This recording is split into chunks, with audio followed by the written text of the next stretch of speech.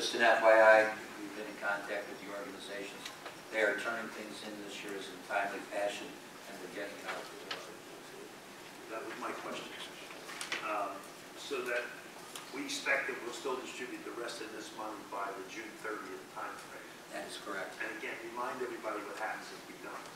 In the event there's funds that are left over, be it from the marketing or in the racing commission side, any surplus as of June 30th is taken and bring us back to zero. 50% goes into the testing fund for next year, 25% goes to the breeders, 25% goes to the sires.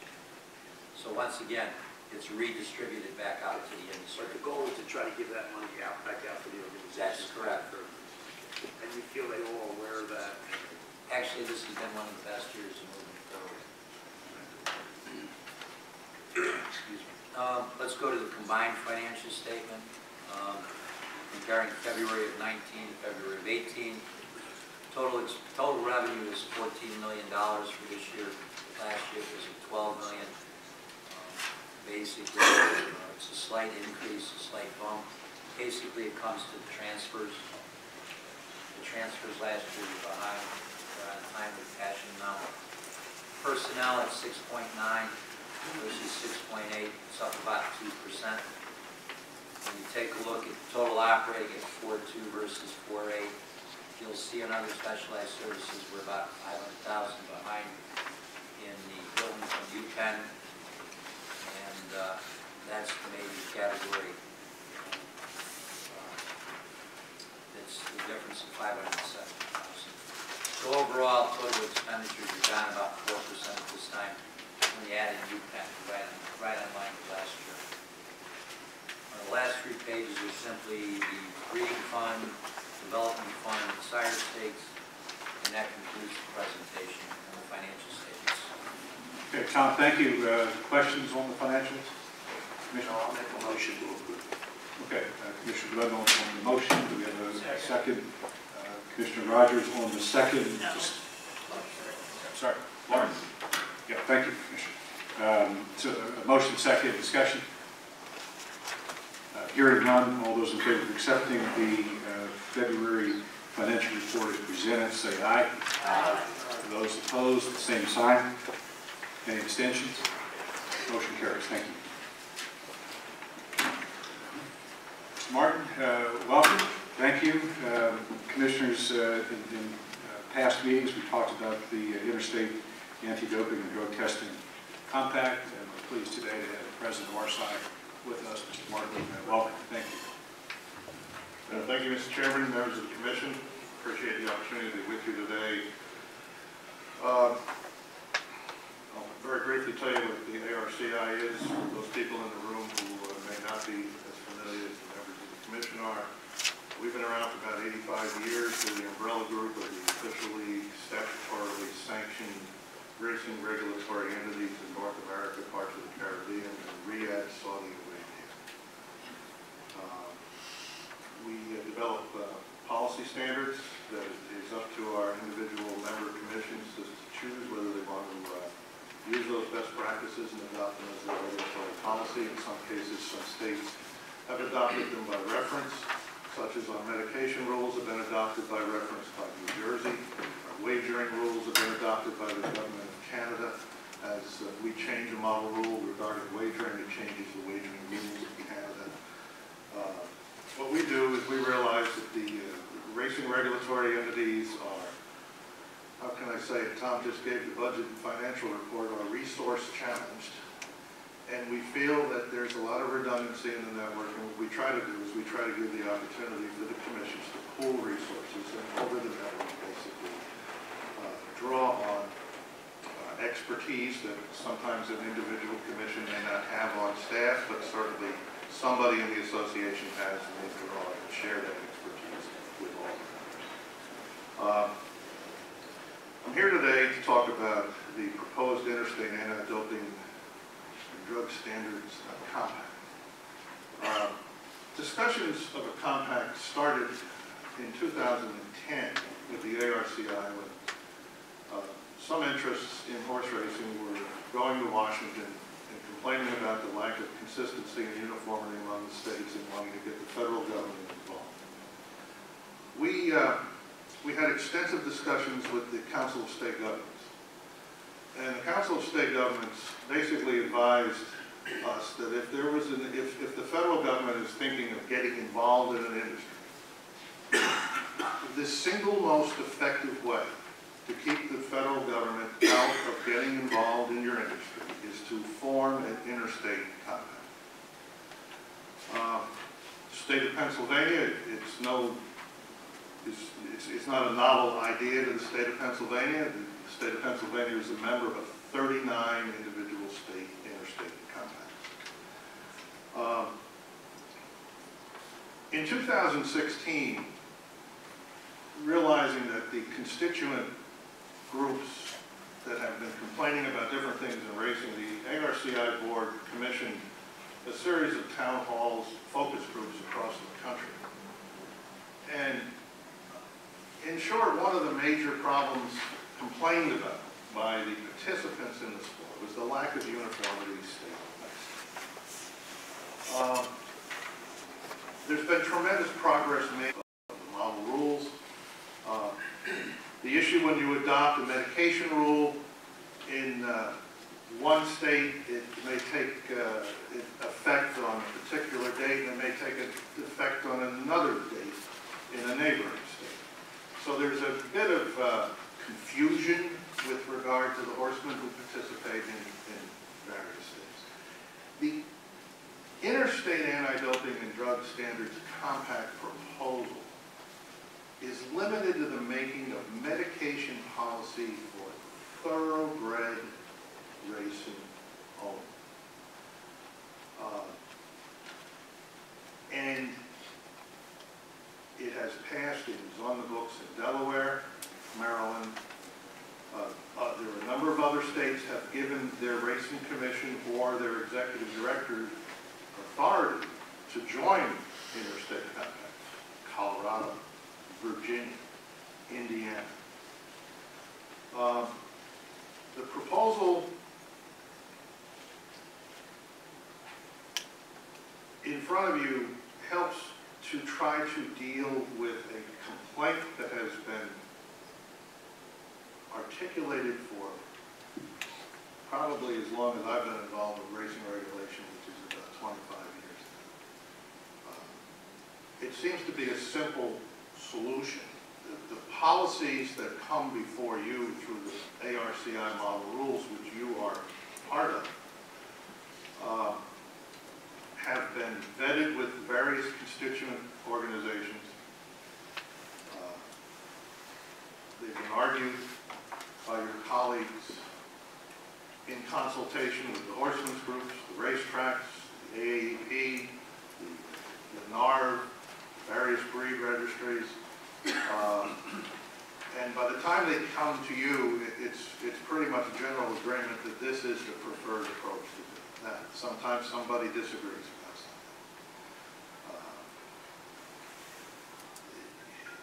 something. In a world where the business of the sport is not people coming to the local track and betting on the local horses and operating, you know, it's dependent on consumer confidence across the network.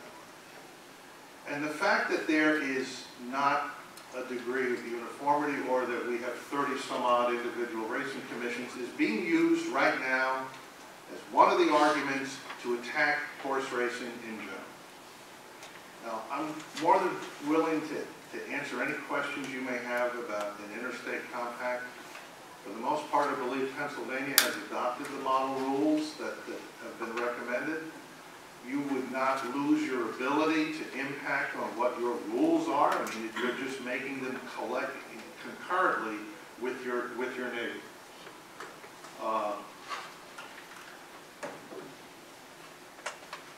One of the questions I've been asked to address is, well, what if we disagree with a rule? Well, I may commission Bundle may understand what I'm about to say probably better than anybody at this table. I have a lot of very close close friends who are Italian, and they have fights over how to make the best marinara sauce. And I learned as an Irishman not to get in the middle of those discussions. But they all taste wonderful. But at the end of the day, we're all running horses. We're arguing over minor discrepancies. Do they pull you over on the speed limit in Texas at 58 or at 55, or do they pull you over at a 63? We're arguing over that. Yet there's total uniformity on all the big issues. But the fact that there is not total uniformity, but substantial uniformity on some of the minor issues, we can make that go away by getting everybody in a room and saying, what do we want to do here? And according to this proposal, if 80% of the people in the room agree, then that becomes the policy for everybody in the room. The issue came up with, what if we want to get out of the interstate compact? Well, I can tell you the way they've done it in Colorado. The Colorado legislature has empowered the executive director of the Colorado Racing Commission to join or unjoin an interstate compact. So if you felt that your colleague members in that compact were going in a totally different direction than you wanted to go in Pennsylvania, you could structure your authorizing legislation in such a way that you could get yourself out of it. I would predict that if Pennsylvania were to come into a thoroughbred medication compact, I don't think you're going to have those types of disagreements. And do you mind if I interrupt you? Please. Because I'm confused now. That has always been one of our central issues. Not that we would ever think about it, but if we wanted to, we'd have to go back to our legislature and have them approve us withdrawing, instead of us being able to do it ourselves. We've been told by Alan Foreman that he checked with council for the compact, and that if our legislation permitted us to do it without the legislature, like you have suggested in Colorado, that would not comply with the compact's requirements. You seem to be saying that it could comply. So I'm a little confused. Commissioner, I'm not an attorney, but I'm citing the law in Colorado, and I did consult with the attorneys of the Colorado Racing Commission on this point. It's a delegation of legislative authority. You have to consult with your attorneys to see what would be appropriate in Pennsylvania. Going to the legislature having worked in the state of New York and worked in the legislature and worked with the racing regulator in New York, I understand the reluctance to go to the legislature and say, get us out of something like this. First of all, I think it's a theoretical. I don't think it's ever going to come. And I think if there were an issue where it would come, it would be the issue of LASIX, but I don't see LASIX I don't see that happening. So I think it's a total theoretical, but I certainly understand the desire. Like, if we really wanted to get out of this, how could we get out of it? I think you would work that out with your bill drafting commission as to what mechanism you could be. It could be a mechanism where the Secretary of Agriculture would have the authority to take you out. It could be a mechanism, it could be delegated to the entire commission. It could be delegated, you have to... Tom, unless I'm incorrect, Tom, I think we've been told that unless it's exactly the same wording, that we're not part of the compact. I mean, I'm not going to dispute what Ed Martin says. When Alan Foreman was here a year ago, I don't remember the exact date. One of the central issues for this commission is, if it gets involved, if it joins, the ability to extradite itself without waiting for legislative approval. According to Alan Foreman, as he stood here, there's only one way to do this. It's legislation that says you join a compact, here's the rules, here's how it's done, and that's it. So the question you're getting from Commissioner DeBunda and some of the other looks here it is, and I'm not saying you're wrong, so I'm not saying that. It's never been said that way. I've talked with Mr. Foreman extensively on these matters. As part of the group that helped draft this particular legislation. It is not unusual in passing compact legislation that there are state-specific things that are written into certain compact legislation. Ideally, the people that Alan consulted with are experts in this field. But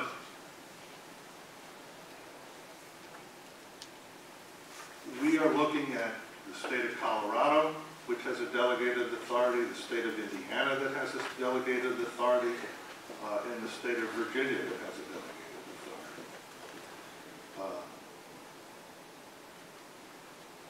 That would be defined by Pennsylvania. I'm not going to render a legal opinion on Pennsylvania laws, but you've got two very capable attorneys here who can.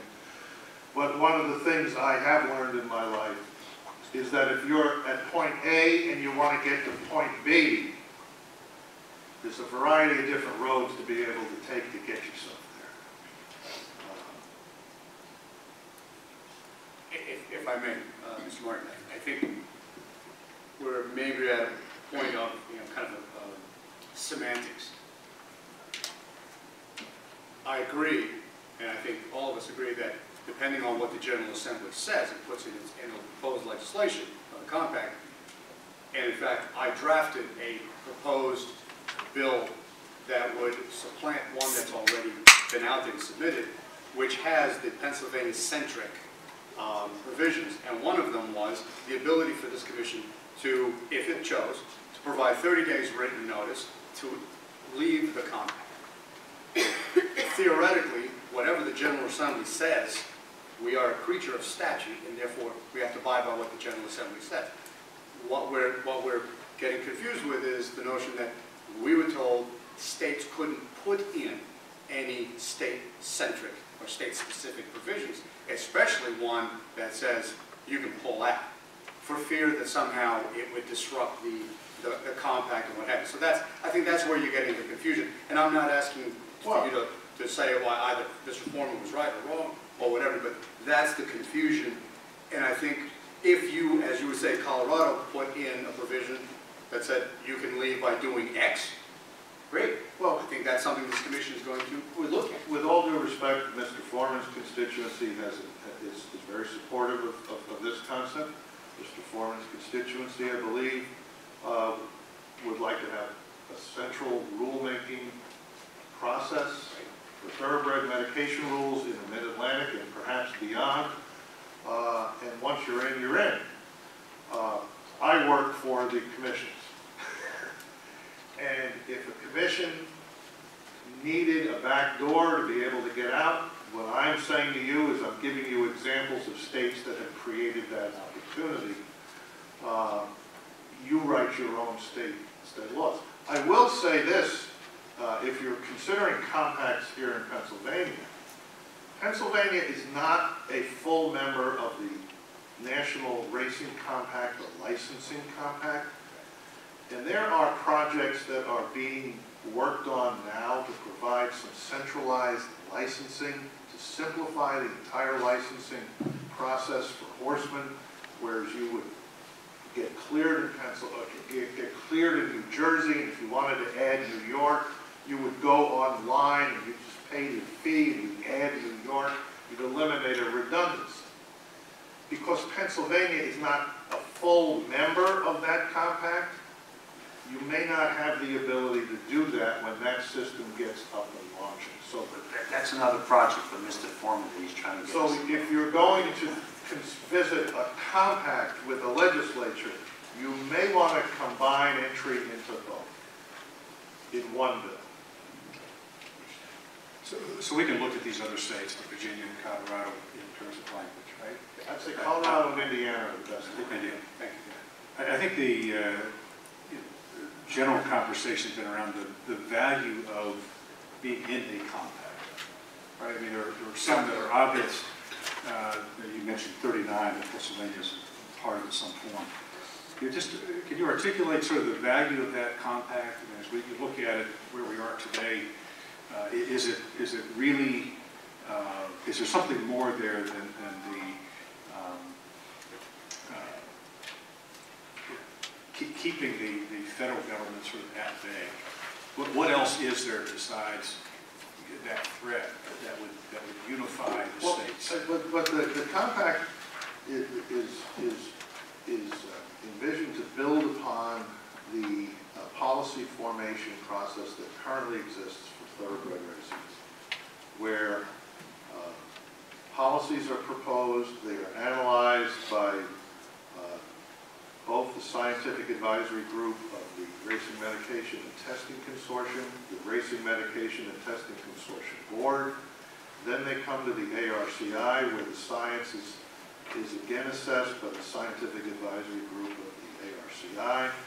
Dr. Robinson is a member of actually both of those groups, but we have scientists that are not involved in the RMTC that vet these policies, like Dr. Malin in New York, and Dr. Kiva from Rutgers,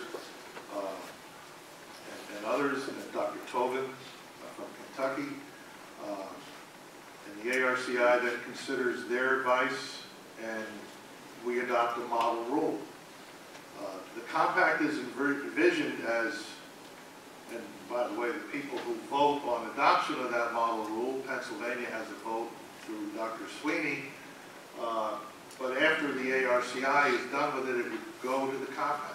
And if the compact members decided they wanted to start the rule promulgation, they are in agreement. It doesn't mean that the steps that you now take to gain input from Pennsylvania racing interests are avoided. They are just centralized, and you would determine with the compact how that is to be done in your state.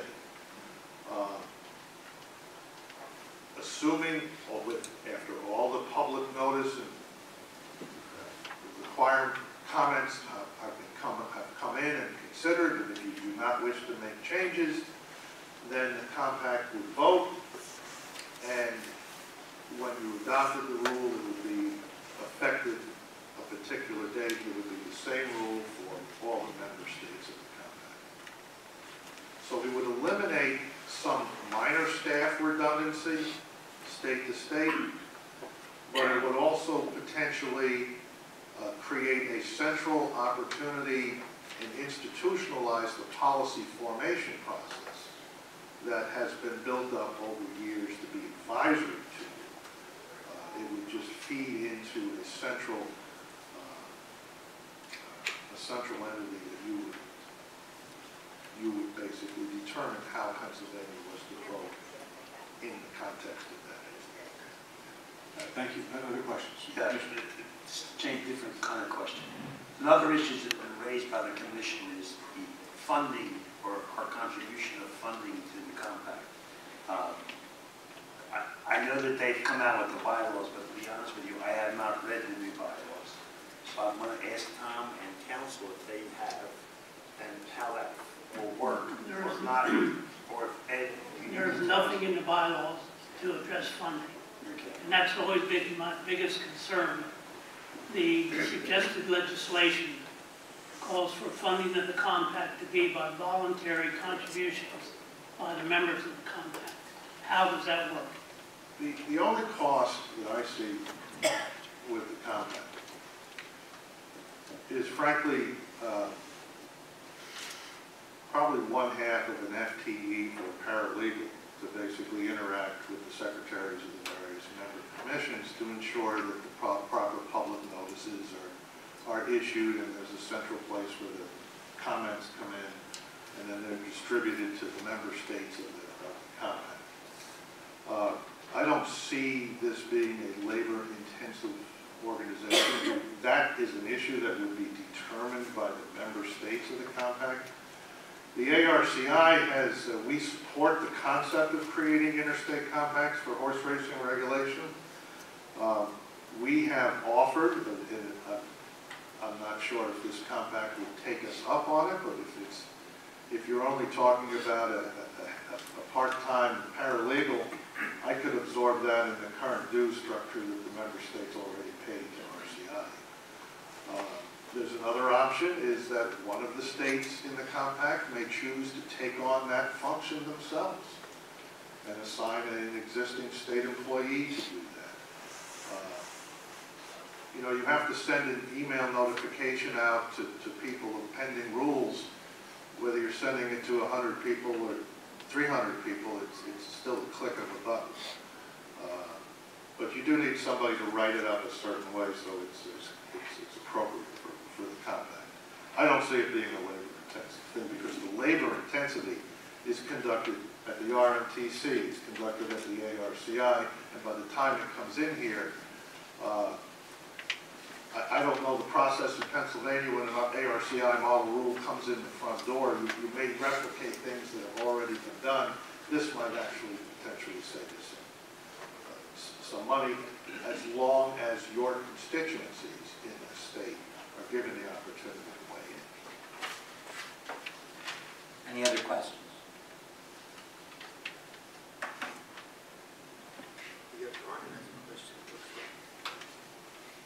Question from the audience. Brian, just give your name. Brian Sanfratello, Pennsylvania Horse Breeders Association. Ed, I know your goal is to get all of the commissions on board for this. My question would be, what do you think the likelihood of that is? Because I'm guessing that if we can't get them all on board, then proponents of national testing is still going to use that against the industry to bring their point across.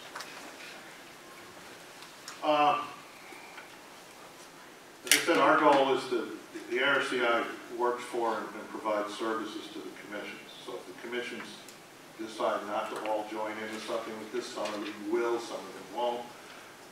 Doesn't affect what we're doing. But your question, I think, is tied to the overall macro political state of the industry right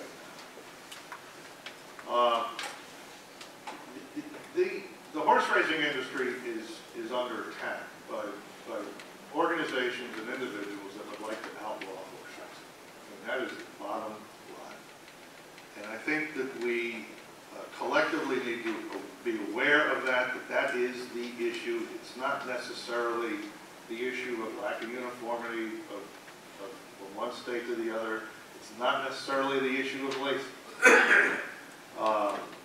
Anything that the racing industry can do to eliminate some of the arguments that are being used against it, whether they be partial or not,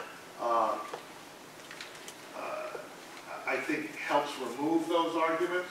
But the macro issue is a very difficult one. The political dynamics of horse racing is in the process of change. And we saw it on the standardbred side. We saw a stealth attack to pretty much kill standardbred racing in the state legislature in Maine.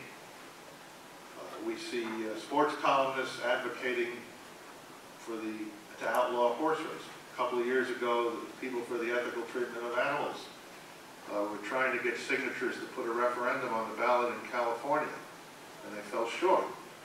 There's an expectation that with the breakdowns in Santa Anita this year, that they may not fall short. And if there's a state in the country that might pass a referendum like that, it probably would be California. Anything that we can collectively do to eliminate the negativity within the industry in talking about itself. People talk about these inconsistencies and rules from state to state as if it's as if we're allowing drunk drivers. I mean, the people for the ethical treatment of animals are saying that we are allowing that all the horses running have drugs in their systems that is masking pain, and they shouldn't be running. Well, that is not consistent with the massive amount of drug tests that we do on horses in this sport. And all you have to do is you pick up the Pollock Report, or you pick up any one of these online sites, and you see prominent breeders, owners, trashing the sport that they are invested in. I have never seen a sport or a business like this. We can eliminate, I think the issue for the survival of this sport is not whether 5 states or 35 states join an interstate compact, or whether somebody passes a federal bill that removes this authority from the individual state racing commissions. It is incumbent on everybody in this sport to start talking positively about this sport. This is a beautiful, wonderful sport, and the people in this sport love their animals. But you listen to these voices that are getting all the attention today, you get a very different picture. So I think it's time for the politics of racing to put all those disagreements off to the side, especially now that you've lost your monopoly on sports betting. I won't take up commission time on this. Mr. Chairman, I just have one little, thank you for being here, but I want to make a request. You have written to me, and I think other members of this commission directly. I do not get that mail. It's blocked by the Commonwealth. So I'd like you to find out a way through our, Mr. Chuk is there, that if you want to disseminate something to us, they must know you're trying to send me a marinara recipe or something like that, but they're not allowing it to come through. So if you would find a way to deal directly with Mr. Chukas, he then can make sure it gets to the commission, because I get those notices that they block your mail. I'll get in contact with you. We'll figure that out. Thank you very much. Thanks for the opportunity. Thanks for being here. Okay, new business. Tom, just on the schedule simulcast? Sure. Let's break these down. I'm going to request a motion on A and B. A and B are simply simulcast calendars for the standardbred side and calendars for the thoroughbred side. So I'd like a motion on A and B, Mr. So moved. Second. Commissioner Lark on the motion, Commissioner Sweeney on the second. And this is specific to motions A and B. We have discussions regarding the motion A and B. If not, all those in favor of accepting A and B say aye. Aye. Those opposed, same sign. Any extensions? Motion carries. Thank you. I'm going to take C and D together because they're simple motions. One's for the meadows and one's for parks. And it's just permission to send their signal to authorized out-of-state locations. So respectfully, Mr. Chairman, a motion on C and D. Okay, thank you, Tom. We have a motion So moved. for Mr. Rogers on the Second. second. Commissioner Ellis on the second. Discussion of C and D. On the motion list. Hearing none. Any discussion? If not, hearing none, all those in favor of accepting C and D say aye. Aye. Those opposed, same sign. Any abstentions? Motion carries. Thank you. On number E, in your packets, you'll see in the front of your packets, you have the 2019 fair dates and two-day events. This schedule was done in conjunction with the fairs, in conjunction with the appropriate horsemen's groups. Everyone is in agreement with this. I have a comment on that. I've had some input from the standardbred folks that apparently, I had some input from some of the standardbred folks that in order to remain consistent on race days, I think typically 2-year-olds race on the first day, 3-year-olds on the second. I'd like to propose that the same schedule follows through on all the fair dates. Okay. So, Mr. Chairman, if we could have a motion to approve the fair schedule, the two-day events, and Commissioner Brennheiser's request, please. So moved. Second. Okay, so you've got two motions being noted. So we're going to consider them all one?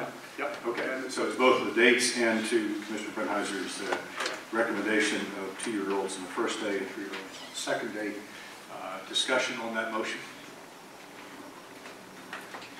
Okay. Hearing none, all those in favor of the motion as amended, both of the fair dates for 2019 as well as the first and second day notation. All those in favor say aye. Aye. Those opposed, same sign. Any abstentions? Motion carries. Thank you. Mr. Chairman, as a follow-up to that, will we be putting, as a follow-up to that, will we be putting out the booklet that we put out the last couple of years in regard to the fairs? That's correct. Basically, we have set up the booklet. We've done a lot of work. Stephanie's done a lot of work. We were waiting for approval from this commission. We've already contacted the press office, which is where it goes to from us. We're going on a schedule, and we're cautiously optimistic that we will be well in advance of when it was distributed last year. That would be very good. Thank you. If I could ask that, again, for the record, in years past, we have provided financial support, right, of both marketing and promotion, as well as you know, the support for the race. Is that the plan again? Yes, sir. At the last meeting, this commission approved $12,500 for operating expenses, and they approved a $5,000 proposal for promotion marketing. That was presented at the last meeting in front of the commission, and unanimously voted to do that. What's the difference between the 12.5 and the 5? I understand the 5 because the fairs apply for that. How does the 12.5 work? The 5,000 is strictly marketing and promotions. For a fair to apply to promote the fair and the racing? They spend the money on the marketing and Yes. promotion. They submit invoices for our approval. Yes. There are parameters to work under. The 12.5 is for operational expenses. It supports the operation of running the races At the fairs? at the fairs, and they submit documentation. And the commission will support. The modifications schedule on the Triple Crown days, they want to move the post time to a later time to better take advantage of the Triple Crown and the effects in the public. All right. We have a motion to that effect, please. A motion So moved. on A. So Commissioner Rogers on the motion, Commissioner Sweeney on the second. Discussion of A under ratification. Hearing none, those in favor of accepting the motion say aye. Aye. Those opposed, the same sign. Any abstentions? Motion carries. Thank you. I need a motion on ratification B. Under B, Penn National has decided to add live racing days. During the winter, they lost a series of days. They're adding April 10th, 17th, and 24th. The only thing I would suggest to you in your documents, it says 1 o'clock post time. As a late notice from Mr. Johnson, it's actually going to be 6 o'clock, not 1 o'clock. But with that in mind, I would appreciate the motion. So moved.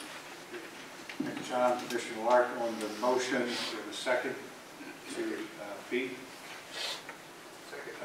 Commissioner Jones, thank you. Discussion of B under ratification. Hearing none, of those in favor of accepting the motion say aye. Aye. Those opposed, the same sign. Any abstentions? Motion carries. Thank you. The third one addresses an issue that was raised in the last commission meeting, making both regulations exactly the same for thoroughbred and standardbred. In this case, I would respectfully request legal counsel to read the motion. Mr. Chairman, this is kind of a hybrid ratification and temporary regulation. As Mr. Trips was discussing, this was an inconsistency in both the standardbred regulation dealing with the sale of pari-mutuel tickets and thoroughbred regulation.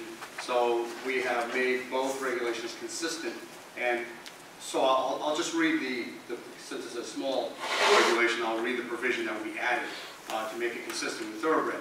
So in essence, this is under 185.163, sale of pari-mutuel tickets. On the standardbred side, subsection H, no pari-mutuel ticket shall be sold for less than $2 except with the approval by the commission. No pari-mutuel ticket combining win, place, show, and win, place, and show shall be sold for less than $4 except with commission approval. No pari-mutuel ticket winning, place, and show shall be sold for less than $6 except for specific approval by the commission. That is now consistent with the thoroughbred side, and this would be the following order so that we understand. You directed your bureau director to issue an interim order, which was done, and that was published, and now this is your ratification of that interim action.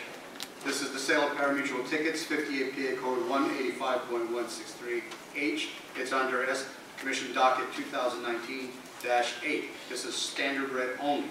Final order would read, and now this 26th day of March 2019, the Commission hereby ratifies and adopts the interim order and Annex A issued by Acting Director Chukas on March 12, 2019, which amended an inconsistent provision of the Commission's existing standardbred regulations relating to the sale of pari-mutuel tickets as a temporary regulation. This order and attached Annex A adopting the temporary regulation shall be published in the Pennsylvania Bulletin and shall be posted on the Commission's website, and that can be taken as a motion. Was there times when it were being sold for less than that? Were there times the tickets were less than that? I've gone to races all my life. It's always been 2, 4, 6. There was some confusion between some entities with respect to $2 and certain newer entities coming in and not understanding the existing rule, but in order to make sure that we have consistency between breeds, that's what we did. And by the way, it was the industry that brought that issue to our attention. All right, I move for its adoption. Okay, we've got a motion. Second. Commissioner Redheiser, thank you. Discussion on this motion regarding the interim order? Final order, sorry. Final order. Any discussion? If not, all those in favor of the motion say aye. Aye. Those opposed, the same sign. Any abstentions? Motion carries. Thank you. Thank you, Mr. Mr. Chairman, there are no temporary regulations. There are no licensing matters at this time, no adjudications. Under old business on the out-of-competition testing, since the last commission meeting, we have not conducted any out-of-competition testing. We are planning to do both thoroughbred and standardbred in the coming weeks. Last year we did over 400. We will be at that level or higher this year. Any questions for Tom on the out-of-competition testing? Okay, thank you. Mark, you want to introduce? As the Commission's policy has been over a period of time, we've brought industry participants to the table. We've also brought the Pennsylvania Horse Racing Association, who employs Pavone as a marketing and advertising firm. 2 months ago, they came and made a presentation on the website. This meeting here, they will be focusing on the statewide branding campaign and outlining the objectives once again and what they've done.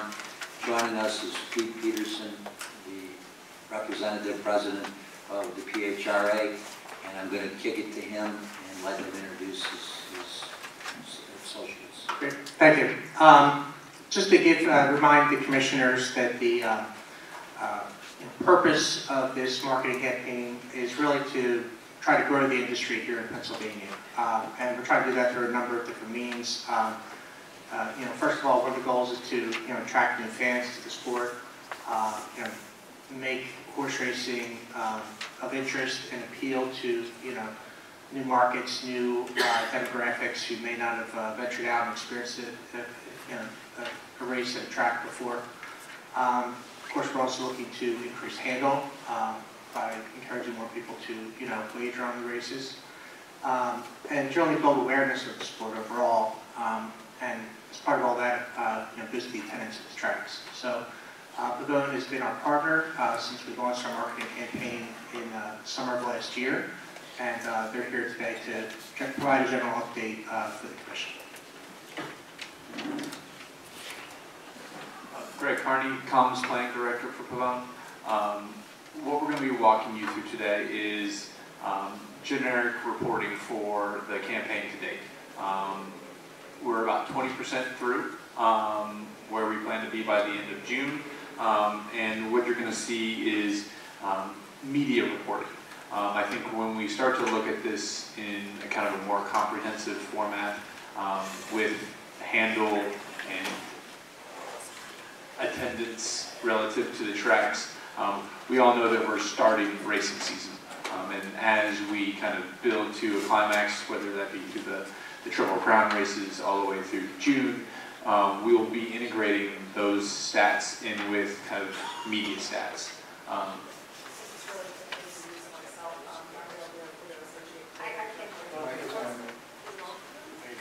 It's not working, just the other one. My name is Gabrielle D'Onofrio, Associate Creative Director at The Bone. Absolutely. Gabrielle, last name D'Onofrio, D-E-N-O-F-R-I-O.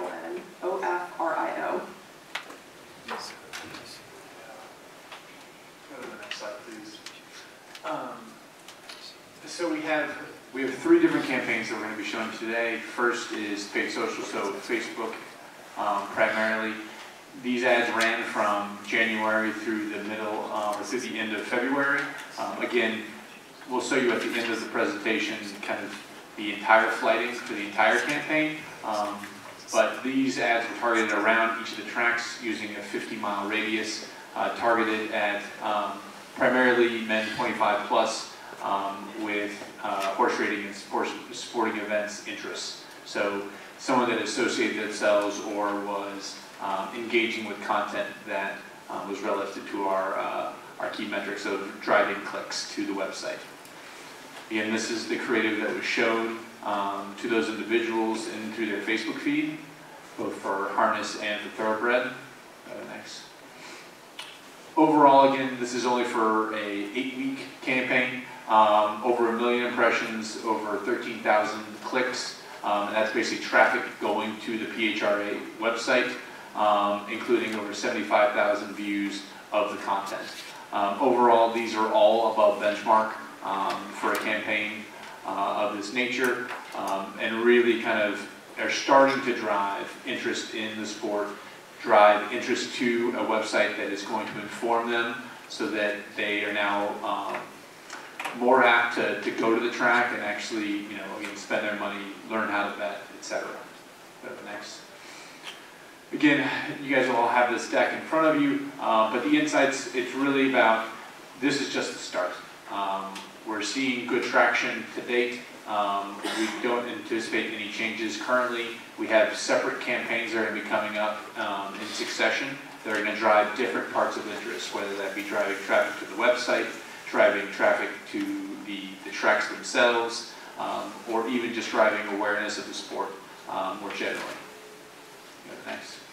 So as a part of this, we also have organic social, which is run by the PHRA themselves, and we wanted to provide a little reporting into that. Again, when you have both paid and organic, so putting dollars behind content versus not putting dollars behind content, the scale and reach of that content is significantly smaller. However, it is I would say, the loyal fan base that you're trying to accrue over time. You can see the engagement rate for this content is significantly higher, going from almost like a 1.2% to an 8.3%. But the number of impressions, again, 49,000 versus 1.1 million, is significantly smaller. Go to the next, please. Again, some of the content that we've seen so far, it really is about generating new interest. Whether it be the foal watch for the American Pharaoh foal, or talking about kind of harness racing and some of the unique parts about it. Next. Again, this is probably more generic information for even all tracks. There are certain kind of key dates that provide value, whether that be the Smarty Jones' birthday, and a full watch, or the harness racing schedule. All those things perform well because they are of interest that day. They provide a time and place to talk about content. Moving on. As we look at kind of the digital recap, like I said earlier, we're about 20% through the building of the campaign. Overall, the performance of our digital banners, which we'll show here separately, ESPN being one of those areas that we're driving traffic to, is performing well, above industry averages. It's still a little shy of our goal, but we're seeing increases week over week as we're getting into the season. And we expect that to achieve our goal come this month. As we look at video performance, again, we're seeing good traction.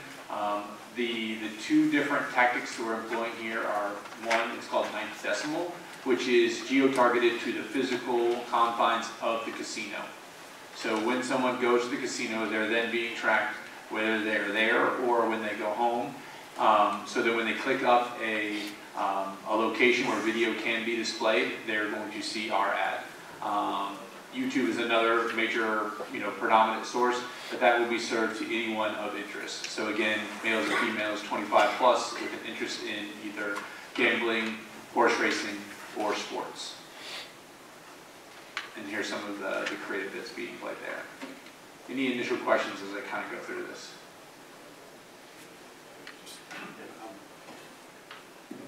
I'm always intrigued with the, how do you get to the demographics, right? You've got these 25-year-old males who are sports-minded, they're in the different venues. Can you pursue that?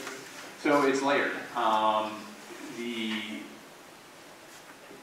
The 25-year-old male, and especially on the younger side of this stuff, are the hardest, most elusive target.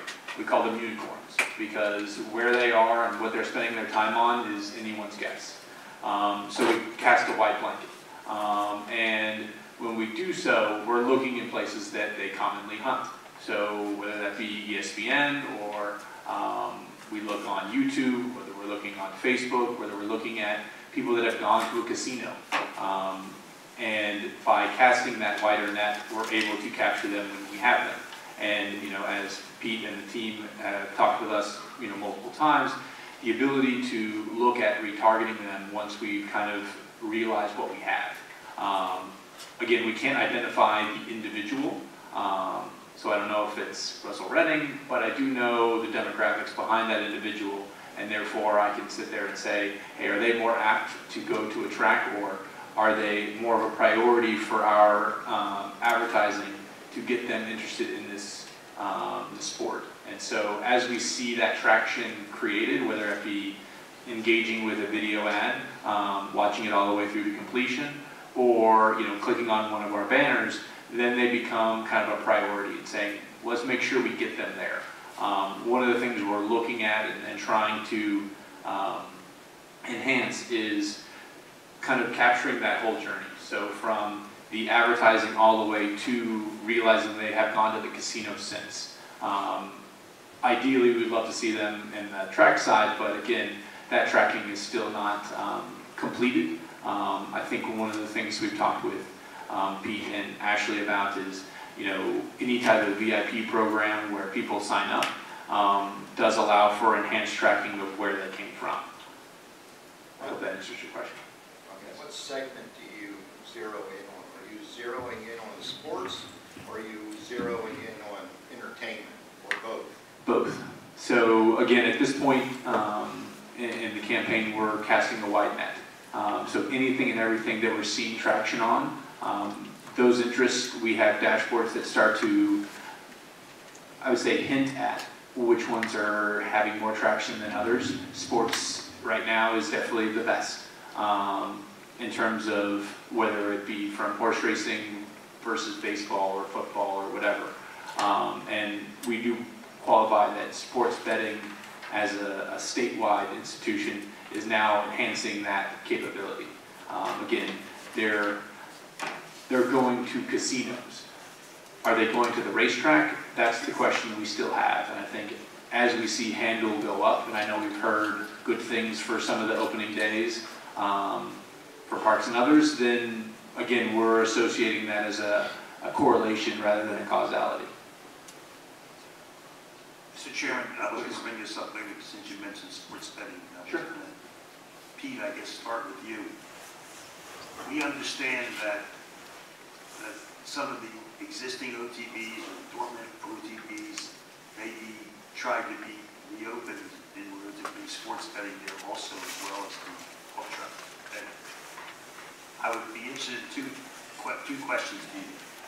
Do you have a way of evaluating whether having a joint facility between the OTBs and the sports betting enhances obviously the horse betting? And two is, how would you market to the sports betting person to get them interested in also betting on horse racing? Well, sorry, what's the first part of the question here? First question was, do you think that sports betting, do you have a way of evaluating whether or not sports betting enhances the OTB facility and the number of bets? We got a report last month from Parks that the one that they opened, they saw a 20% increase in the traffic in the track betting pile that they had opened in South Philadelphia. Do you see that happening when we jointly put together facilities that will have both sports betting and OTBs? You don't have to answer me now, but I'd like to see if there's a way that you can come back and tell us whether you think that's an advantage, obviously, to the horse racing industry statewide by having these combined alternatives. And two, my second question was, once these exist, how do you market that a sports betting person will also go over and look at the OTB? Sure.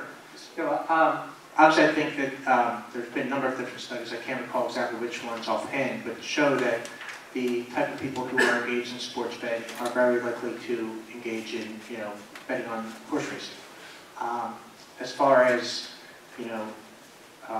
evaluating the success, I think it's going to really determine on the facility and how well they integrate the OTB with the sports betting. And one of the things that I've been talking about with some of the people in the industry is how does betting on horse racing evolve to look more like sports betting? Right now, at some sports betting facilities, you can wager on a hockey game which team is most likely to get in a fight next or get a penalty next. I think there needs to be an evolution at some point in horse race betting that provides bettors with more options. Which horse is going to be racing halfway through the race, for example. And in talking with Brian Spatello, he mentioned that there are some tracks that are looking, putting up a marker halfway through, so that can be a wire halfway through, so that can be judged. So I do think there needs to be, some, innovative approach to wagering horse racing to, appeal to those sports bettors who want to bet on a variety of different, more options, I guess. As far as how do you market to the people who are betting, doing sports betting, right now, and I think we're going to get into this a little bit later, the government is engaged in some geofencing for us, basically targeting people who are going into casinos and trying to transition them to come over to the track. So I think, looking at the sports betting, that's something we'd also be doing too, is, as people go into a sports betting facility, you will get a pop-up notice of some type that would say, hey, while you're here, check out, the OTB and try betting on the horse race. So that's something obviously we'd like to look at too. The Commission's going to be dealing with these issues in the coming months. We would continue to appreciate your input on your thoughts as we go along. Thank you. You want to continue the presentation? I noticed with sports betting. Sports betting is, they're marketing a lot through the use of this or through your computer. What efforts are you putting into us marketing through that same channel? So everything we've talked about to date is through, frankly, all of them. So almost, I'd say about 75% of our advertising is going to go through your phone, largely because of the number of potential occasions that someone's pulling up content.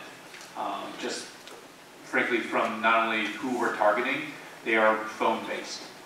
Computer is a secondary unit for them, and often a different experience. It's a little bit more, we call it lean back versus lean forward. You're not touching it, you're kind of sitting back and watching something. It's even kind of transitioned to what your kind of smart TV is. The transition between your phone and a TV these days is going to be pretty much seamless. It also is something we can track inherently better. If I can track your phone, I'm honestly tracking your whereabouts to a certain regard. And like Pete said earlier, the ability to drop a net on any single location, whether it be a baseball game, football game, horse track, sports betting location, it's pretty much we can do whatever we need to there. So the ability to track how they're going through that journey, again, has a cost to it, but it is definitely capable. And I think that's something that we're looking at doing for the foreseeable future. And frankly, it's getting more intensive, not less. Just to add to that, one of, you raised a question about, you see these sports betting apps or marketing the apps, we're driving people and traffic to the Pennsylvania Horse Racing Association website. So we're not specifically driving them to apps or to online betting websites or portals. We do have those linked on our website, but we're not actually marketing online betting options at this point. We're just trying to raise awareness of the sport, encourage people to go out to the facility. Marketing of the individual apps, would, I think, be a little complicated because we have to pick which ones we're going to market to who, and we're marketing essentially a business at that point. So that's really, I think, something that the tracks have to look at as they market. Branding's the first step. Yeah, absolutely. And you mentioned the under 25 crowd. One of the things too, I mentioned briefly, and we'll get into this more with the geofencing, is that we're looking at locations that are hosting Kentucky Derby parties, for example. So there's a lot of bars in different markets that are hosting Derby parties, and they tend to attract those younger demographics. They're looking to go out and have a good time. And I think that fits pretty well to the people we want to target. They go out and enjoy a Derby party. The next step is getting them out to the track. So. Continue. So two of the other one of the other locations that we're looking at is digital out of home. Again, track-centric, in and around the different tracks, there's going to be a digital location for each track, as well as Facebook ads that are looking at being track-centric as well, in order to really kind of close the loop, as it were, to say, this is where we're asking you to go. Go to the track, bet on horses. Yeah, and what you're seeing up here is some examples, and these are basically flighted to coincide with the start of the track season. So what these are basically value add for the tracks. Each one has an image that is specific to that track with the logos. So we're trying to support the track efforts, and we're going to be looking at a couple other ways to do that, including through social. If you want to flip to the next slide, these are some of the gifts. These are still in progress. We need the permission to run these, but basically pushing the tracks themselves so that we can increase attendance and hopefully increase handle. And like Greg said, some of the very preliminary reports that we're getting, it sounds like we've got some pretty good increases for the tracks that have just started their seasons. I think Presque Isle is the one that is so far up north, so that will run a little bit later to coincide with the opening of their season. That's a new slide. So, getting into the final two slides here, or sorry, the final media slides. Right now we have every tactic in market. There are different campaigns within some of these flights that have different goals to them, but like we were discussing earlier, the idea of trying to target these individuals is a layered approach. You're not going to reach them in just one location, and we're trying to create kind of a comprehensive or 360 approach that wherever they're going in different environments, both online and offline, that they are seeing horse racing, and that this is something that I'm seeing it everywhere, therefore it must be something that you need to pay attention to. Next slide. And then again, as we kind of build this kind of preseason hype, This was one of the campaigns that we were talking about a little earlier, really focused on brand at this point, but we're going to be looking at some more lower funnel tactics of talking about location, talking about, like Pete said, geofencing specific locations, whether that be a bar or a party or an arena, in order to grab the appropriate target and push them to the tracks. And the next thing that we're also doing that has kicked off our public relations pushes, and some of these are things that are going on right now, some of these are long-term PR, but I believe the gentleman earlier, Mr. Martin, spoke about the ability to speak very positively about the sport that we all love, and this is a way to get the information out. So the website launch has been a big part of this PR push. That continues to be a focus. Again, we want to make sure that the branding is out there and people are starting to recognize the name and starting to be conditioned basically to go to the PHR website for news and events. The American Pharaoh Foal birth, yet to be named. There was a lot of outreach on the live webcam. That is also parlayed into some live Facebook feeds now that we can stream up to 3 hours of live feed directly into Facebook, which is fantastic. There was outreach to announce the birth, and there's also another round planned. I believe there are 2 organizations going out to Walnut Green tomorrow to do an update, which is a fantastic hit for us. Ashley and Pete also spent some time at Good Day, PA to do an interview there that got some great outreach. And there will be an upcoming commentary for the thoroughbred racing commentary. If you flip to the next slide, these are some of the hits that we've gotten so far. Public Report Radio, York Daily Record, the Good Day PA is on the next slide, some of the screenshots that we were able to pull. Lots of fantastic coverage there, lots of supers, the campaign materials right up in the middle there. So that was really nice coverage, and Ashley and Pete did a fantastic job being representatives of the sport. And then the last slide, the long-term PR plan. These are things that are in progress. I already mentioned the American Pharaoh Foal update. WCIU and the Daily Local News are going to be taking a trip there. The Triple Crown hype, and then kind of longer term, there will be the Breeders' Crown hype for harness. Call Paul, I believe, is still in the running, or is not still on the Derby Trail. I don't believe he's been nominated quite yet, but hopefully soon. There is going to be a day at the track outreach at Mohegan Sun Pocono, and there's also going to be a piece about the language of horse racing coming April and May. So a lot of kind of longer term PR pushes that we're really excited about. So we're getting the name out there, we're getting the sport out there. I think we're doing a great job bridging the gap to make sure that harness and thoroughbred are equally represented. Got some good breeders pieces as well. Again, getting press out to Walnut Green is a big boost. And hopefully we can get more breeders involved and things like that. So, any questions? Questions, comments? I just have one more question. How are you coordinating with the individual tracks? It's a separate part of our plan. How do you coordinate what you're doing with what they're doing? Do you talk to each other? Do you communicate with each other and try to piggyback each other whenever you can? I would say probably the common word is support. I don't think we're at a place yet where we're fully integrated. We are trying to provide assistance in terms of value add, especially with some of our advertising efforts, calling out the track names, digital out-of-home around the track, even providing some other materials where they could use some of our creative as for free in order to put it in the,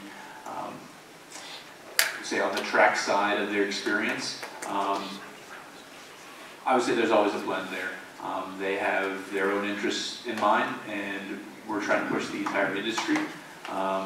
So we've seen, I would say, really good opportunities in some places and friction in others. The other evening on 60 Minutes, there was a piece about sports betting. And as I listened to that and watched what was happening in real time, right, at the event, in the bar, on the road, whatever, right? It clearly is going to cause us to raise, you're going to raise the game somehow, right? Being able to bet at all kinds of moments. I mean, you touched on this, but I think it just sort of brought home to me when I listened to the activity, the amount of money, the people, just looking at the wide-angle views of who is in that conversation. And that's the target audience that you see here, at least having a related interest, and we think, quite frankly, the future. How do you attract them in without a new product? Yeah. So I think Pete hit it on the head. There's a nimbleness that occurs in the current sports betting climate. And having been there before it existed, the necessity wasn't there. I think that's quickly changing. The target is a lot larger now that the sports betting industry is as wide as it is. I think that flexibility of how they're being communicated to and frankly where they can do it is huge. I mean, you can talk about sports betting as now being allowed in casinos, but I can do it on my phone. So it's wherever I'm at. And I think that whether it's betting on the actual races or not, you want to be in that same conversation. And I think, if anything, they've created headway that you can trail off of. And that's something that we definitely need to be looking at in the next, I would say, the next fiscal year is how are you going to start stepping in that direction? Just add to that, Brian Sakella mentioned. Right. I mean, at the end of the day, this is about competing for both. The dollar is competing for my level of interest. It's where I want to either be engaged or not, and that's going to be made on a decision about the available options that are before me, right? And how quickly that changes. And we haven't spent a lot of time talking about the commission, right? This thing is moving way, way faster. Mr. Sean, I'm glad we're in the race, because 2 years ago we were not even. That's true, right. I mean, so from that standpoint, that's true, and being, looking ahead to demographics and shifting demographics. Yeah, I think it's part of it is, additional betting options, but also encouraging the tracks, the casino operators, to the extent possible, to integrate the OTB as much as possible with the sports wagering operations. Make it very accessible, the same audience, so we want to encourage those people to do some crossover betting. Very good. Other questions or comments? If not, this is very helpful. Pete, thank you. Greg, thank you.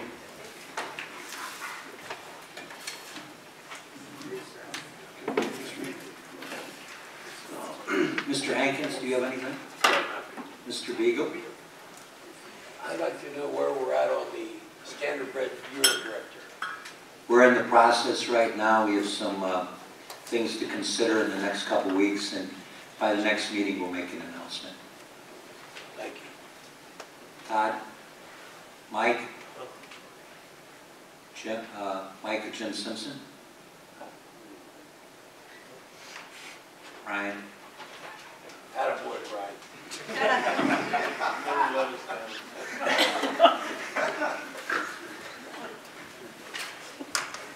Good afternoon.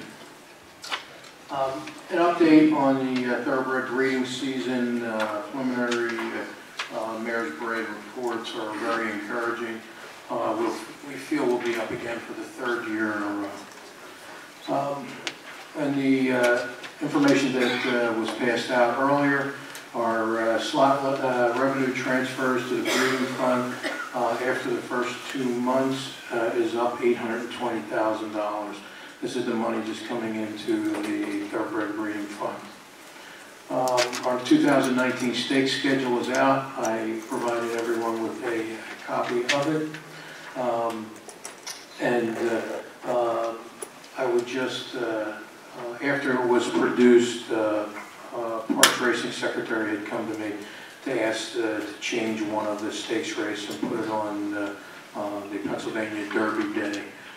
which will be beneficial. That'll give us 2 PA bred stakes on Derby Day, and from what I heard, it could be nationally televised, so good move for PA and also for the Breeders' Organization. Our April issue of the Mid-Atlantic Thoroughbred is attached, and a couple of dates. Annual meetings on May 22nd. The awards banquet is on June 7th at the Hershey Hotel. Any questions? No, thank you very much, Brian. You're welcome. To my understanding, there's no further comment from the racing directors. We have one public comment, Dr. Langlois.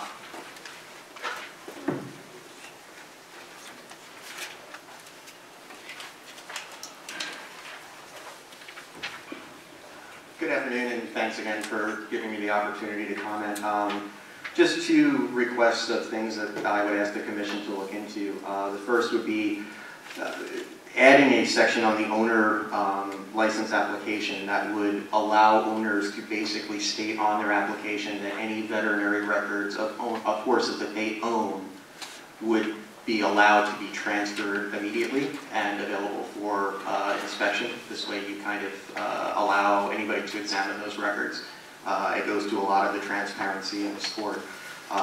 The second thing that I would ask, if possible, would be to slightly alter the regulation in regards to out-of-competition testing, in regards to any person that is found to be positive, or who I guess is found to be positive for specifically the drug doping or blood doping aspect of it, that penalty to be changed from, instead of just 2 years, to a lifetime revocation of their license.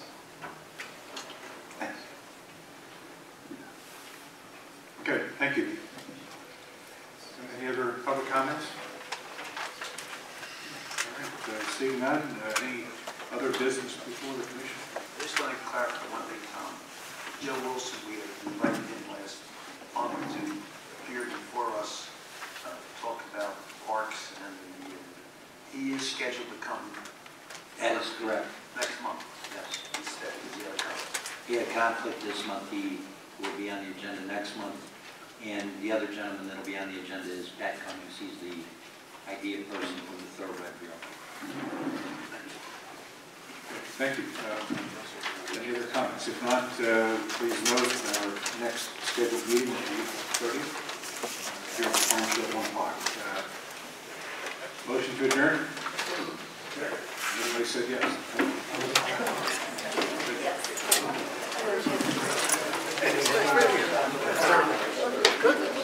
I didn't even think about it. Good, there we go. Great, 5 months in.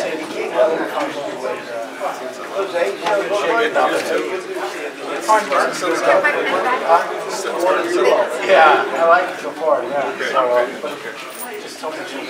But I enjoy it, so next time I'll remember to send you the name of the person and give you more heads up, because I didn't even think about sending you. I know. Look at George, you good guys. Nice meeting you, okay? Take care now.